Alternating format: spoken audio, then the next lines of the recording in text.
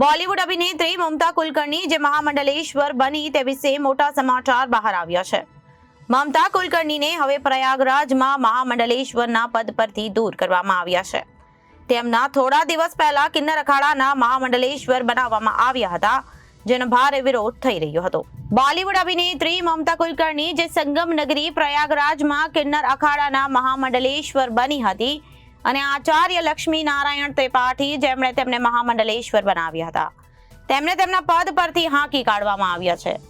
અભિનેત્રી મમતા કુલકર્ણીએ થોડા દિવસો પહેલા મહાકુંભમાં સંન્યાસની દીક્ષા લીધી હતી.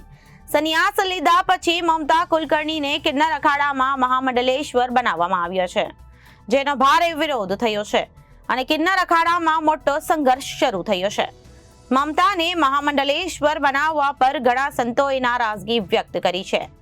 તેમના મતે આવા પ્રતિષ્ઠિત પદ માટે વર્ષોની આધ્યાત્મિક શિસ્ત અને સમર્પણની જરૂર પડે છે. તો પછી મમતા એક જ દિવસમાં મહામંડલેશ્વર તરીકે કેવી રીતે ચૂંટાઈ ગઈ? તમને જણાવી દઈએ કે 24 જાન્યુઆરીની સાંજે મમતાએ પ્રયાગરાજના સંગમ મહાકુંભમાં પોતાનું પિંડ દાન કર્યું હતું. પછી તેમને કિન્નર અખાડામાં રાજ્યાભિષેક કરવામાં આવ્યો હતો.